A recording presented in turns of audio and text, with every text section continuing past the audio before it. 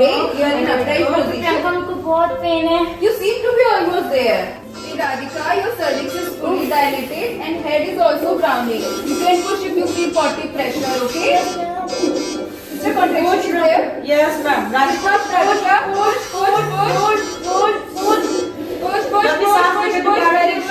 Very good. deep breath and push down again. Yes, very good. Push. Head is delivered. With the axial traction also, I am not able to deliver the shoulder. Shoulder seems to be impacted. Please declare shoulder dystocia and call for help. Okay, ma'am.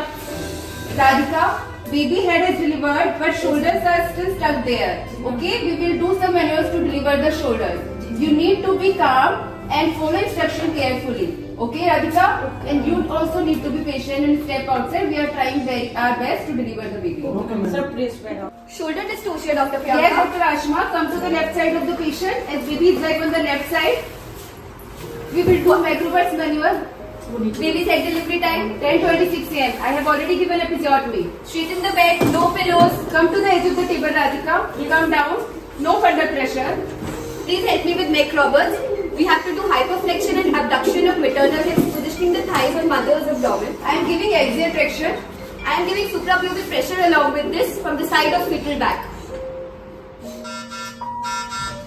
So the baby is doing well, Dr. Priyanka, but we'll still keep it under observation and then ICU. But good. Thank you, Dr. Prerna. Along with neck roberts maneuver, we can give suprapubic pressure from the side of fetal back just above the maternal symphysis pubis. It is given in CPR position in continuous manner or intermittent manner. This basically helps in reducing the bisacromial diameter and helps in rotating the anterior shoulder into the wider oblique diameter. The operator simultaneously tries to deliver the shoulder by giving axial traction. Now that the baby has been delivered, we will be demonstrating the internal maneuvers on dummy pelvis and doll in LOA position, that is the baby's face is towards maternal right. We have already given a liberal episiotomy. For easy understanding, we had labeled the anterior shoulder that is facing towards the symphysis pubis as pink, and we have labeled the posterior shoulder that is facing towards the sacrum as orange. So all the maneuvers that we do, whether it is internal maneuver or external maneuver, or we change the maternal position, they all have few basic principles. One is to reduce the bisacromial diameter. Second, to rotate the shoulder into the wider oblique diameter. Or third, to increase the functional capacity of the pelvis by superior displacement of symphysis pubis, or by moving the sacrum posteriorly, that is, it straightens the lumbosacral angle. It is very important to note that no one maneuver is better than the other maneuver, and there is no predefined sequence for these maneuvers. It depends on operator's comfort and the space that the operator is getting. In case we are not able to deliver the anterior shoulder of the baby with neck roberts maneuver and suprapubic pressure, we will further now move on to internal maneuvers. First, we will try Rubens 2 maneuver. Here we will insert the hand that is towards the side, towards the baby's back, that is right hand in our case. Here the correct hand position is very important, and it has been described as if putting on a tight bracelet where the fingers are compressed and thumb is tucked into the palm. So we insert the right whole hand into the vagina in a cupped manner along the sacral hollow and the back of the baby, and we try to locate the anterior shoulder. We apply digital pressure from the posterior part of anterior shoulder. In this way, we can decrease the bisacromial diameter, and we try to push the anterior shoulder into the wider oblique diameter. Along with suprapubic pressure and axial traction, we can try to deliver the baby.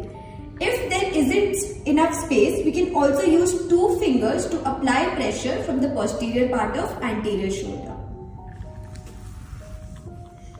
If Rubens 2 maneuver does not work, we further move on to wood screw maneuver.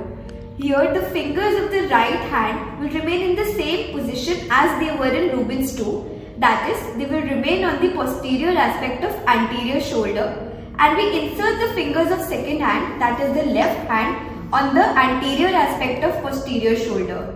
We apply pressure over posterior aspect of anterior shoulder and anterior aspect of posterior shoulder. and we attempt to deliver the baby once shoulders move into oblique diameter by giving axial traction. Completion of the birth should be attempted once the shoulders move into oblique diameter. If this movement is unsuccessful, we continue rotation through 180 degree and attempt delivery by giving axial traction. If wood screw maneuver does not work, we further move on to reverse wood screw maneuver. Here, the fingers of the right hand that were previously applying pressure along the posterior aspect of anterior shoulder, they now move along the back of the baby towards the posterior shoulder, and the left hand towards the anterior aspect of anterior shoulder. We apply pressure over the posterior aspect of posterior shoulder and anterior aspect of anterior shoulder and try to rotate the shoulders into the opposite wider oblique diameter, and we try to disimpact the anterior shoulder and deliver the baby with axial traction. Now we would further move to extraction of the posterior arm. The fetus is usually in an attitude of flexion with the arms flexed over the chest. Here one can use lubricant on the back of hand to facilitate smooth insertion. In this maneuver, we insert the hand that is facing towards the baby's face, that is left hand in our case. We insert the left hand along the in the vagina along the sacral hollow, and we try to locate the posterior shoulder. Posterior humerus is located and humeral shaft is traced to antecubital fossa. The thumb is rested on antecubital fossa and forefingers around the forearm up to the level of wrist. Antecubital fossa is pressed with thumb and the forearm flexed. This allows to grasp the wrist with thumb and forefingers, and we pull the hand out in simple straight outward motion. This will lead to rotation of the anterior shoulder into the oblique diameter and will lead to disimpactment and delivery of the anterior shoulder. We can also do Menti-Coglu maneuver, which involves placing one finger from each hand under the posterior axilla and applying gentle traction along the curve of the pelvis to deliver the posterior shoulder. Now we will be doing posterior axillary sling traction. We can use soft suction catheter for this, that is folded into a loop over the index finger, and we pass it through the posterior axilla and try to retrieve it with the help of other hand's index finger. The loop is then unfolded, which creates a sling along the baby's posterior shoulder, and the baby's posterior shoulder is delivered by applying moderate traction to the sling. It can also be used to rotate the fetal shoulder.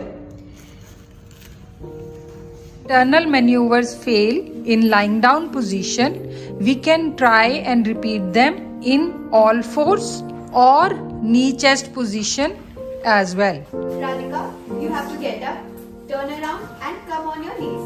Okay? Careful. Careful. Yes. So we can also repeat these maneuvers in knee chest position. It works like a reverse McRoberts position and it provides more stability. Delivery of posterior shoulders is easier in this position because there is more space along the sacral hollow. If the delivery of shoulder is unsuccessful, we can go for destructive procedures. These include cleidotomy, which is surgical division of clavicle or bending with the finger.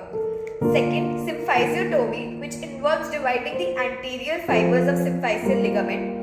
And third, that is Zavanelli maneuver, that is vaginal replacement of the head and then delivery by cesarean section.